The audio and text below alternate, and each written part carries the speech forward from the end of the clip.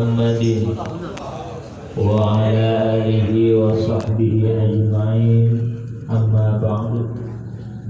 Rabbi shrah li sadri wa yassir li amri wahlul 'uqdatam lisani yafqahu qawli. Rabbi zidna ilma warzuqna fahma wa alhiqna bis sholihin.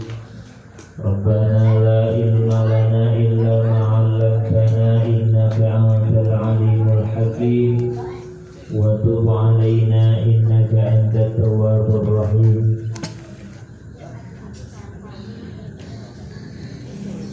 Rabbi zidna ilma warzuqna fahma wa alhiqna bis sholihin. Ya ayyuhal ikhwan fillah rahimanallah, Tafsir bitaqwallah wa ta'atihi la'allakum tuflihun.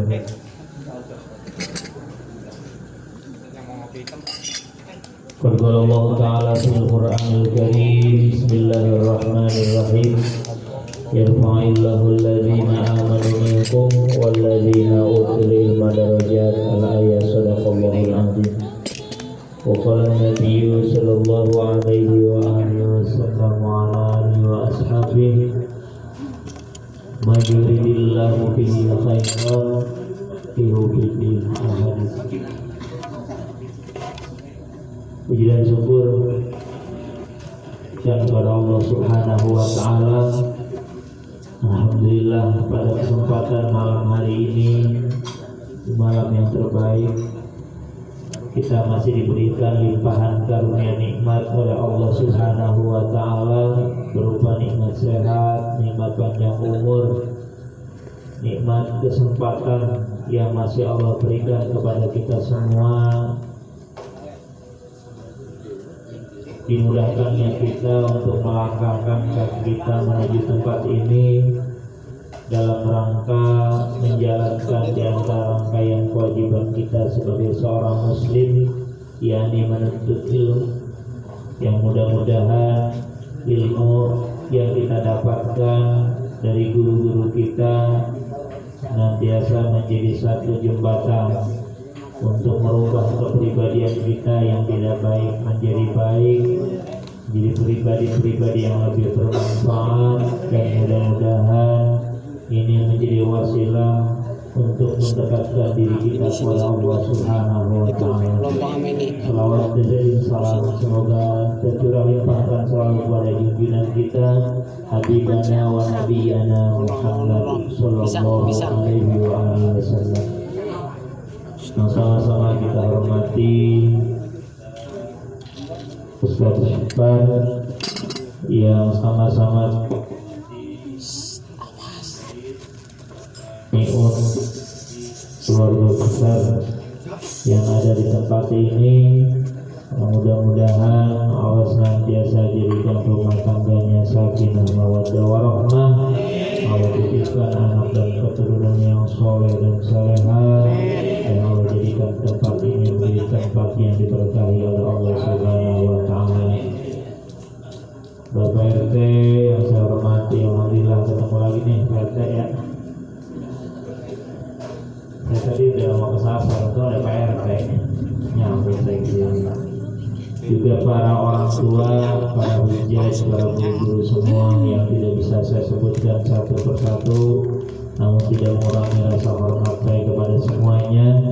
Juga para jamaah, bapak-bapak, para remaja, adik-adik semua yang mudah-mudahan kita semua dirahmati oleh Allah Subhanahu wa taala. Kita lanjutkan kembali pengajian kita, yang mana di pertemuan yang lalu kita sudah membahas kan bukannya ada 3 yang Allah berikan bagi mereka orang-orang yang mau menjadikan ajaran Allah itu pedoman dalam setiap hidup dan kehidupannya. La iqra fiddin dalam menjalankan syariat tidak mau pun ya silakan. Namun Allah menawarkan di sini orang-orang yang menjadikan Islam sebagai pedoman dan rujukan dalam kehidupannya dari berbagai macam bidang dan lini, dan dari berbagai macam apapun, baik rumah tangganya, bisnisnya, muamalahnya, jinayahnya, munakahan dan lain sebagainya, maka Allah kasih jaminan. Nah, kemarin saya sampaikan, Islam itu berasal dari kata salima yaslamu salman, selamat.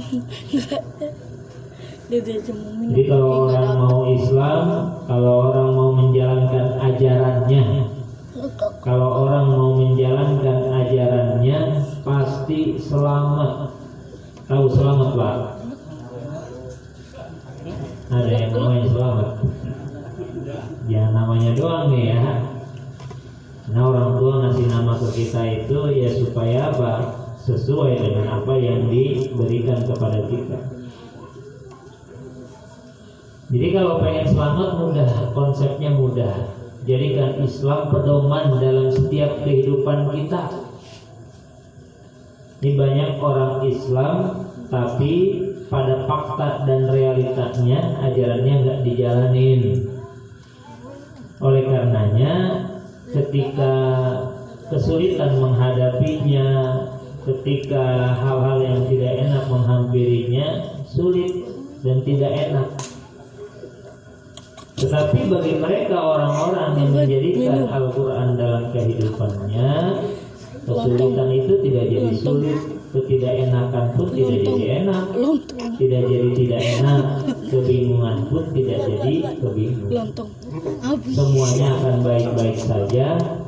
Bahkan dia meyakini bahwa itu adalah sebagian skenario hidup yang telah Allah berikan, yang kita sebagai orang Islam hanya bertugas untuk bagaimana agar takdir yang menimpa kita itu menjadi sarana untuk mendekatkan diri kepada Allah Subhanahu wa Ta'ala. Jaminan yang keempat yang Allah berikan bagi mereka orang-orang yang menjadikan Islam sebagai pilihannya dijamin oleh Allah, yaitu keutuhan hak milik manusia. Adanya di sana, hak kita akan dilindungi. Jadi tidak ada orang yang terzalimi dalam masalah haknya, tidak merasa tidak diadili. Itu apa nih? Karena hari ini kita ada hak kita terambil, atau kita merasa dirugikan, atau kita merasa ya dicurangi dan lain sebagainya, ditipu dan lain sebagainya lah. Nah, di dalam Islam ini ada undang-undang yang menjelaskan tentang bagaimana cara agar hak-hak kita itu tidak diambil sedemikian rupa. Apa hari ini kita rasakan? Kadang-kadang kita merasa kita ditipu sama orang, dicurangi sama orang. Berbisnis, dalam bertransaksi, dalam akad-akadan. Ini kadang-kadang hal-hal yang tidak mengenakan lahir, baik itu dalam salah satunya dua akad, orang yang sudah melakukan satu akad, yang satu dirugikan, yang satu tidak, atau yang satu untung besar, yang satu sedikit atau tidak. Nah, di sini kalau Islam kita jadikan undang-undangnya dalam hidup dan kehidupan kita, maka itu tidak akan terjadi. Faktanya mana? Di dalam hukum syara itu menyelenggarakan namanya bab muamalah. Muamalah itu adalah pergaulan dalam hal transaksi masalah keduniaan. Muamalah ubudiyah makan fikih. Kalau muamalah ekonominya ini ya, sehari-hari transaksi kita, bisnis kita, muamalah ini dagang, bisnis dan sebegitulah macam-macam seperti itu. Jadi itu namanya muamalah. Awas ada setan. Setan yang pengajian itu setan. Yang ganggu. Di dalam Islam itu untuk menjaga hak manusia, Islam ada yang namanya bab muamalah, transaksi, perdagangan, bisnis, gadai dan lain sebagainya. Itu ada namanya bab muamalah serta bab waris. Sehingga tidak ada hak-hak yang diambil secara sepihak atau tidak ada yang dirugikan. Di dalam surat Al-Baqarah ayat 275 Allah sampaikan, wa halallahu al-bai'a wa harrama riba. Allah menghalalkan jual beli dan mengharamkan. Karena di antara yang bisa merugikan seseorang itu, di antaranya ada yang namanya praktek riba. Sedikit ya berkaitan dengan riba, sedikit saja ini mas, secoel saja lah itu. Apa itu riba? Riba itu banyak definisinya.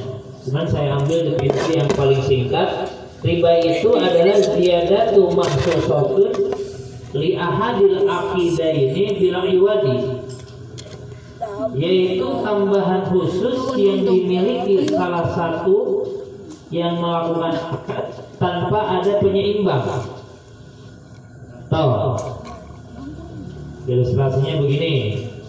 Misalnya kita dipinjemin uang 1 juta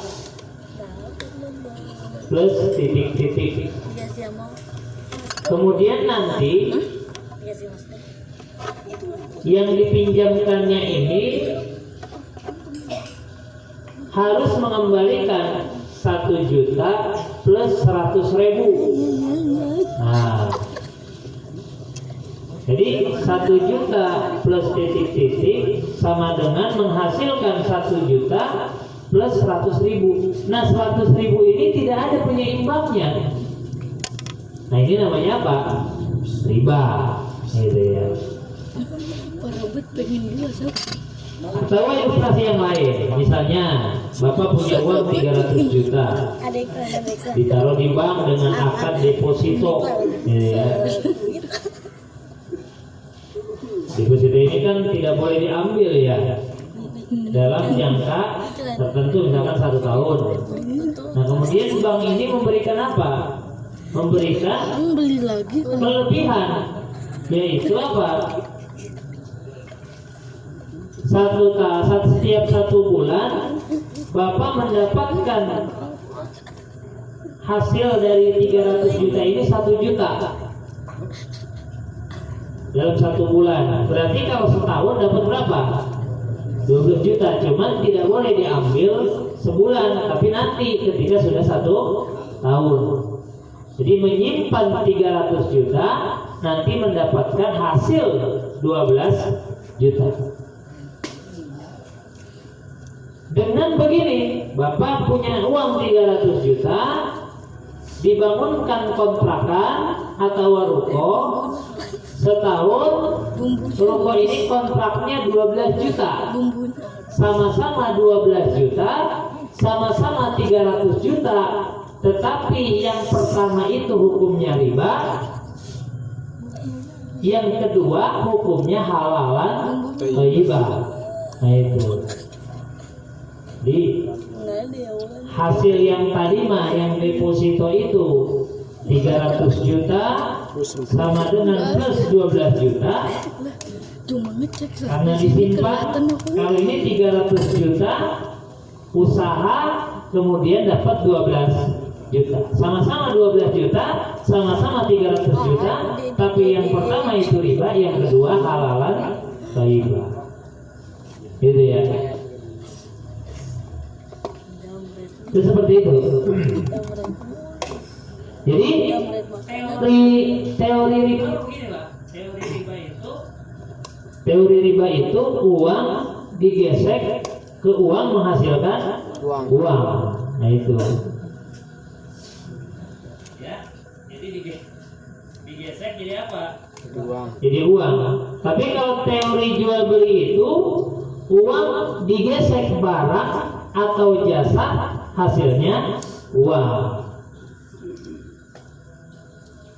Jadi uang itu kan bukan sebuah komoditas gitu ya, hanya alat tukar saja. Jadi teori singkatnya begitu aja pokoknya. Kalau riba mah teorinya uang gesek uang jadi uang. Kalau teori jual beli mah uang gesek barang atau jasa sama dengan uang. Penghalalan riba. Hukum riba sudah jelas. Wa ahallallahu al-bai'a wa harrama riba. Kalau kredit gimana? Nah, kredit ini pada dasarnya itu boleh. Ya, ada dipermasalahkan masalah kredit mah. Boleh, silahkan. Cuman akadnya harus benar. Akadnya harus benar. Seperti begini. Saya jual rumah 100 juta. Kalau kontan. Tapi kalau kredit 200 juta. Bapak mau pilih yang mana? Kalau kontan 100 juta, kalau kredit 200 juta. Mau pilih yang mana? Oh, saya mah yang kredit aja. Salaman. Jadi halal. Nggak apa-apa tuh yang begitu. Jadi pada dua penawaran, tetapi satu harga tetap satu harga. Ini itu bukan membuat dua harga, tetap satu harga, tetapi ada penawaran. Mau kredit atau mau cash gitu. Kalau cash segitu, mau kredit segitu. Nah, itu mah tidak jadi masalah. Silahkan diangsur dengan uang dahulu sekian, nanti per bulannya diangsurnya berapa sekian silahkan. Jadi masalah. Itu segitu aja dulu ya. Karena kalau dijelaskan memang apanya. Nanti ada babnya lah. Mungkin Bapak udah ngaji fikih, tinggal nanti dikaji lagi dalam fikihnya. Ini mah daripada jaminan Allah yang Allah berikan bagi mereka yang memegang Islam dalam kehidupannya sehari-hari, akan dijamin tidak ada yang namanya apa, yang mananya diambil haknya atau dirugikan salah satu hak itu ya, salah satu pihak. Yang kedua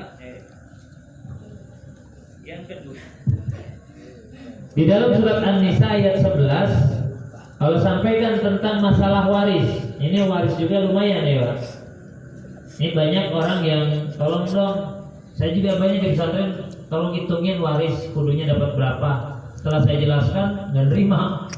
Jadi begitu deh, ada faktanya begitu. Contoh, agar hak kita terpelihara dan tidak diambil, ada yang namanya bab waris. Di dalam Al-Quran disampaikan diantaranya ayatnya itu, yusikumullahu fi awladikum lidzakari mislu hadzil unsayain. Allah mensyariatkan bagimu tentang pembagian harta pusaka untuk anak-anakmu, yaitu bagian seorang laki-laki sama dengan bagian dua orang anak perempuan. Jadi di antara contoh waris ya. Jadi kalau misalkan bapaknya meninggalkan misalkan uang 100 juta, nah, maka kalau anaknya ada 3, perempuan 2, laki 1, maka laki dapat 50 juta, sementara perempuan yang 2 itu dapat 25 juta. Jadi bagian perempuan itu setengah daripada laki-laki. Nah, itu tidak boleh dirubah-rubah udah. Ini secara dilihat kok nggak adil, kok perempuan cuma setengah, laki-laki 1, perempuan setengah. Justru inilah adil. Kayak bapak punya anak 1 SD, 1 SMP. Tapi yang 1 kuliah, yang 1 SD. Yang SD kasih 5.000, yang kuliah kasih 100.000, beda. Padahal adil nggak Pak? Adil nggak? Secara hitungan beda nggak? Oh, yang kuliah 100.000 kan sama-sama anak, sama-sama laki-laki, sama-sama anak. Kenapa yang kecil makasih 5.000, yang gede 100.000? Itu udah tahu kan itu. Karena beban orang yang kuliah lebih banyak, lebih besar, dia harus ngongkos ke sini, ngongkos ke sana. Nongkrongnya juga beda. Kalau anak SD paling nongkrong di mana? Baru. Tukang cilok gitu. Itu kan ya, gorengan. Kalau anak kuliah Resto. Nah, kalau laki-laki Pak 50 juta habis dia kadang-kadang. Tapi kalau perempuan Lebih habis. Nggak habis. Kenapa? Karena kalau laki-laki mah ngasih makan, kalau perempuan Minta makan. dikasih makan. Nah itu ya, benar ya? Iya kan secara seperti begitu. Laki-laki memberi nafkah kepada perempuan. Dan ingat, harta perempuan bukan harta laki-laki. Harta istri bukan harta suami, tapi kalau harta suami harta istrinya. Ingetin tuh. Jadi kalau bapak mau minta misalkan istri kita dapat warisan nih dari bapaknya, misalkan dapat apa? Tanah. Ya misalkan 1 hektar. Kalau kita mau pakai harus izin dulu sama istri kita. Kalau kata istri jangan, nggak boleh, haram hukumnya. Tapi kalau kata istri silakan Pak pakai aja loh. Silakan itu. Tapi kalau harta suami ya punya istri juga. Karena suami wajib menafkahi siapanya? Istrinya sesuai dengan apa yang diajarkan oleh Allah. Nah, ada kitab khususnya.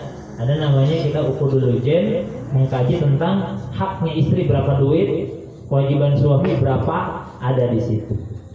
Nanti kalau udah tamat satu saat kita kaji lah ya, untuk kita paham. Dan sampai ini apa, yang istri diambil mulu, mentang-mentang istrinya kaya ya. Tapi ya nggak apa-apa juga kalau dia ridho. Kalau ridho ya silahkan. Kalau kagak ridho mah jangan, awas hati-hati. Karena itu mengundang tidak keberkahan hidup dalam rumah tangga kita. Jadi kita wajib menafkahi dan sesuai dengan kemampuan kita. Tapi juga istri sama, istri tidak boleh meminta sesuatu di luar kemampuan suaminya, nggak boleh. Nah itu ada bab waris. Nah dengan adanya bab jual beli ini, diharamkannya hal-hal yang dapat merugikan kita, nanti akan terjagalah hak-hak kita, tidak akan pernah terzolimi, tercurangi dan lain sebagainya, karena itu dilarang oleh Allah. Andai kata itu dipakai dalam kehidupan kita sehari-hari, insya Allah nggak ada orang merasa dirugikan, nggak. Semuanya orang akan apa? Yang kaya akan kaya, yang miskin akan jadi kaya, gitu. Jadi sama-sama saling menguntungkan satu sama lain, nggak ada yang dirugikan. Itu begitu ajaran Islam. Nggak yang kaya makin kaya, yang miskin makin miskin. Gitu. Kadang-kadang banyak transaksi kalau nggak hati-hati Pak, banyak kita dicurangin sama orang. Ya, hati-hati. Karena setan itu membuat lubang itu dari sono. Ini yang haramnya, lubangnya dari sono Pak. Makanya kalau kita memang tidak mampu, jangan. Memang kredit kan ada yang halal nih. Tapi kalau memang kita nggak mau, misalkan gajinya 10 juta, wah gede nih, 10 juta. Tapi istrinya sama suaminya punya mobil dua-duanya, cicilannya 3 juta dua-duanya, 6 juta. Rumah cicilan juga tuh 2,5 juta. Jadi berapa? 8,5 juta. Ntar bukan sehari-hari. Anak sekolah dari mana? Yang kuliah kemana? Akhirnya apa? Menghalalkan berbagai macam cara. Jadi kredit memang halal, yang memang halal sesuai dengan akdennya masing-masing. Tetapi apa? Oleh setan dibuat lubangnya. Ayo terus saja kredit terus, punya gaji ini gampang. Akhirnya kan tidak dipikirkan, tidak terpenuhi. Akhirnya dia resiko dapur sehari-hari, anak dan sebagainya ambil dari yang lain. Makanya kalau belum mampu, kalau bisa ya jangan, nungguin nanti aja. Rasul juga hidupnya sederhana sekali. Kalau lihat kita di Madinah ada miniatur rumah Kanjeng Nabi Muhammad SAW. Bahkan kalau di hadis-hadis itu diceritakan Nabi itu punya apa? Punya selimut satu. Setengah dipakai amparan, setengah dipakai selimut. Terus punya apa? Buat wudhu satu. Rumahnya itu kalau di kalau dibuka itu nancep ke tanah, jadi geser ke tanah. Jadi pintunya itu kena tanah, tadi kalau dibuka kena tanah geser, langsung geser ya. Bukannya Nabi nggak mau kaya, Nabi itu pernah kalau dihadiahi jubah dari emas sulamannya. Sekarang di sini orang kaya mana sih di rumah itu Pak? Bajunya dari emas kagak ada. Nabi yang pernah dihadiahi, tapi tetap Nabi menolak. Kasih emas Nabi menolak, bukan Nabi nggak mau kaya, tapi Nabi ingin memberikan pendidikan dan contoh kepada umatnya agar hidupnya apa? Sederhana, karena hanya akan membebani kita. Jadi kalau mau nanti, kalau misalnya kita udah kebeli baru beli. Nah, kontrak nggak apa-apa, jadi kontraktor semuanya dulu. Iya, jadi nggak apa-apa. Yang penting ada, nggak pernah terbebani. Karena orang kaya itu masuk surganya 500 tahun setelah orang miskin, kata Nabi begitu. Ya, orang miskin dulu tuh setelah 500 tahun baru orang kaya-kayanya, baru orang kaya itu juga yang masuk ke surga. Yang banyak dosa mah ya ke laut dulu dah. Makanya setelah mendengar hadis itu, Abu Talha kan Abdullah bin Mas'ud langsung tuh menyerahkan seluruh hartanya, segala macamnya, jangan sampai jadi beban nanti di mana. Aku nggak mau masuk surganya terakhir. Semua masih harganya. Harta-hartanya itu diberikan ke masjid, ke madrasah, ke anak yatim, ke panti asuhan dan lain sebagainya. Tapi bukan malah miskin, malah makin kaya. Dia kasih pun semakin miskin, justru semakin kaya. Kata Nabi bukan begitu maksudnya. Kaya mah kudu, tapi hartanya pakai jihad di jalan Allah untuk kepentingan Allah. Siti Khadijah habis hartanya, orang paling kaya dia di Mekah pada waktu itu sebelum sahabat-sahabat yang lain. Tapi apa? Kekayaannya dipakai berjuang di jalan Allah sampai miskin tuh Siti Khadijah. Habis hartanya dipakai berjuang di jalan Allah mengikuti Nabi. Tapi ikhlas. Sampai dia begini, sampai Nabi menangis kepada Siti Khadijah. Kenapa? Karena apa? Karena Siti Khadijah itu pernah menyusui anaknya. Karena kekurangan Siti Khadijah dari makan karena sudah miskin itu, sampai air asinnya itu bukan air susu lagi yang keluar, tapi darah. Saking Siti Khadijah itu belum makan apa-apa, kehabisan konsumsi makanan, suplai makanan, akhirnya tidak keluar asin, yang keluarnya ada darah yang dihisap oleh anaknya sampai menangis. Tapi kata Siti Khadijah apa? Ke Nabi, andai kata aku sudah mati, kemudian engkau kuburkan aku Muhammad, andai kata tulang-tulangku bisa dipakai untuk berjuang di jalan Allah, aku serahkan tulang-tulangku untuk agama. Itu sampai begitu di jalan Allah berjuang. Kembali lagi, jadi itulah yang diajarkan oleh Allah kepada kita melalui contoh Nabi kita Muhammad SAW. Betapa ketika ini dipakai dalam kehidupan kita sehari-hari, insya Allah tidak ada kecurangan, tidak ada tipu menipu, tidak ada ambil hak orang lain dan lain sebagainya, karena sudah ada rambu-rambunya, ada di dalam bab muamalah dan bab-bab yang lainnya, agar kita tertib di dalam melakukan sistem perdagangan. Makanya waktu zaman Umar tidak boleh ada yang berdagang di satu pasar kalau dia tidak mengerti masalah jual beli. Kalau udah ngerti baru. Makanya disitulah dibentuklah apa? Ketika menemukan satu kecurangan, dibentuklah satu kepengurusan tentang untuk apa? Untuk memfilter orang-orang yang mau dagang. Jadi kalau yang mau dagang di pasar datang ke seorang perempuan yang bernama Asyifa. Jadi kalau ada yang mau dagang datang ke Asyifa, dites dulu tuh, gimana jual beli, gimana hukumnya, gimana begini begitu dan lain, dites. Oh lulus, boleh dagang. Kalau nggak bisa, nggak boleh dagang. Terus sampai begitu, supaya tidak ada praktek kecurangan dalam masalah dagang, bisnis dan lain sebagainya. Sampai seperti itu, sehingga terjadilah pasar itu makmur, berkah dan lain sebagainya. Sehingga pada zaman Sayyidina Umar itu adalah salah satu sahabat yang paling besar jangkauannya, meluaskan apa? Meluaskan daerah kekuasaannya sampai ke Palestina. Sampai ke Palestina dibebaskan oleh Sayyidina Umar. Sam, Rum itu zaman Sayyidina Umar dibebaskannya semuanya agama Islam.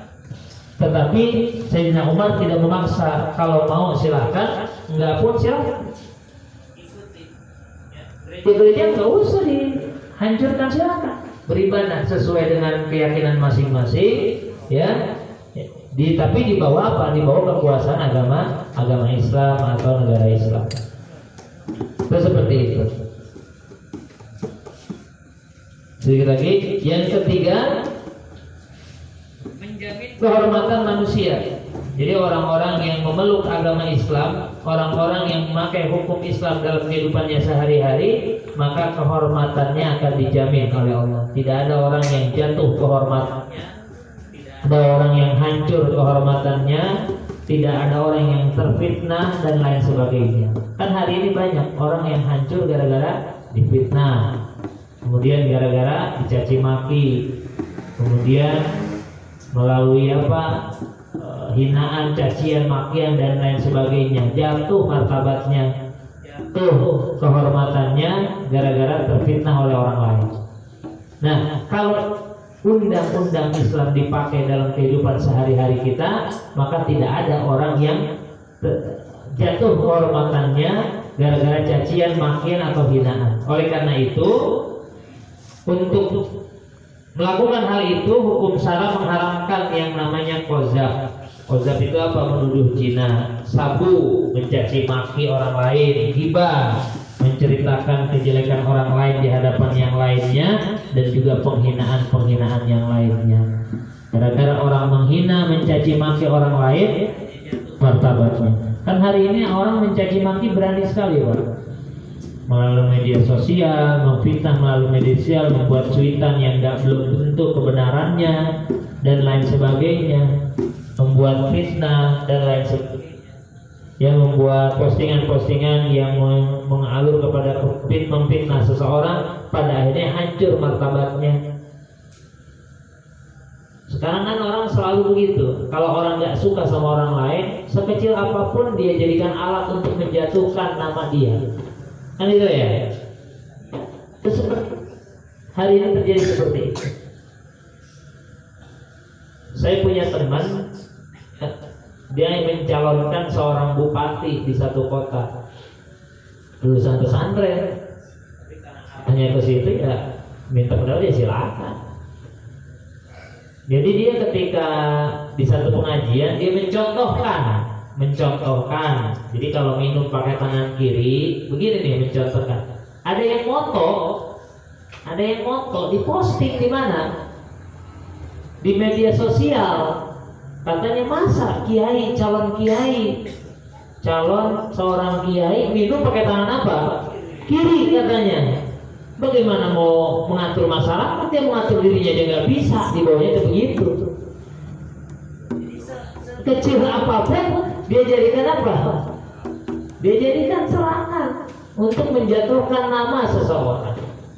Seperti itu hari ini, Pak, begitu. Cacian, makian dilontarkan begitu saja tanpa apa? Tanpa berpikir dahulu. Padahal itu yang namanya postingan itu nggak bakal hilang. Ratusan bahkan mungkin ribuan orang yang melihat, maka nanti akan dihisab nanti di akhir. Nah, emang itu postingan kita nggak bakal ngehisab di akhir. Kalau kita memfitnah orang, ribuan orang yang baca, maka dosa orang yang ribuan itu akan dilimpahkan kepada kita. Kita nanggung sendiri aja nggak sanggup, apalagi kita harus nanggung bacaan dari orang lain, pendapat dari orang lain. Ini gara-gara tangan doang.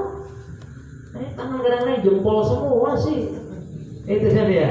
Gampang banget bikin orang ini malu dan lain sebagainya. Atau kita foto lagi mangap, kita foto aja gitu kan, kita sebar di media sosial. Kan kalau dia malu, dia nggak ridho gimana?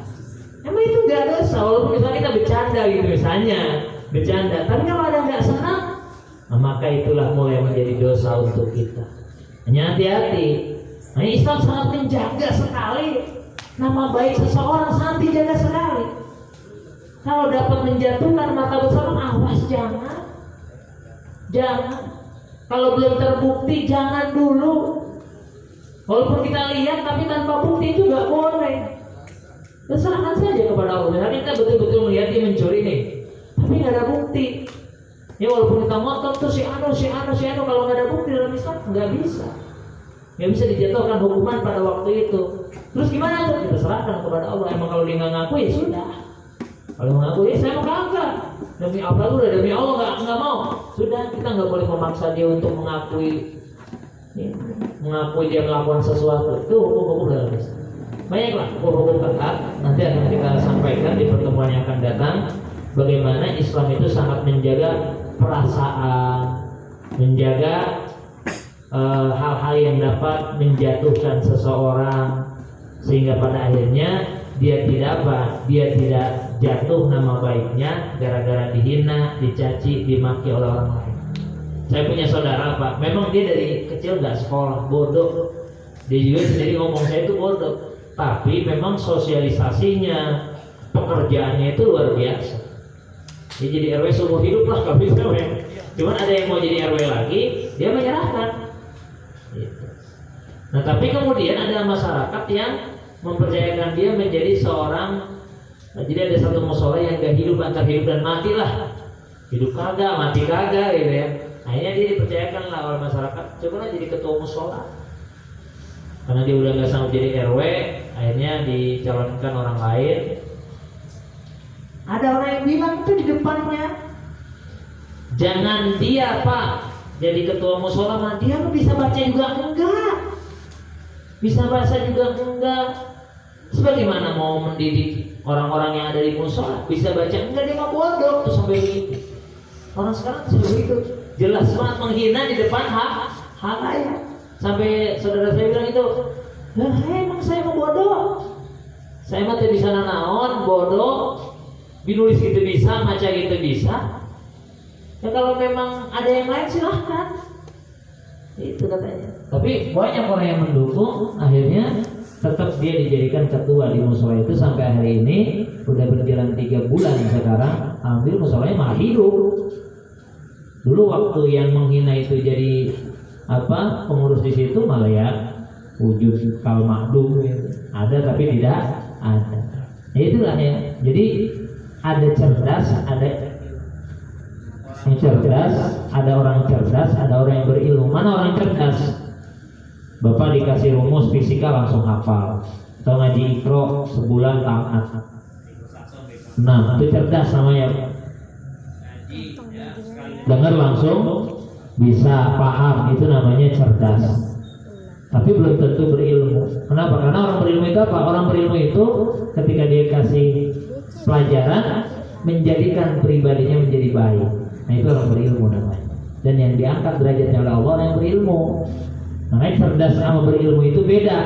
Orang yang cerdas seperti yang disampaikan, orang berilmu adalah orang yang ketika diberi kasih ilmu atau dia mendengarkan satu pelajaran, kemudian dia pakai, dia amalkan, dan bisa menjadi perubahan dalam dirinya. Yang tidak baik menjadi baik, yang tidak berakhlak menjadi berakhlak. Itulah orang. Hanya mudah-mudahan walaupun sedikit yang disampaikan, kita sedikit yang paling terpenting adalah mengamalkan ilmunya. Setelah diamalkan, rubah pribadi kita yang tidak menjadi baik, yang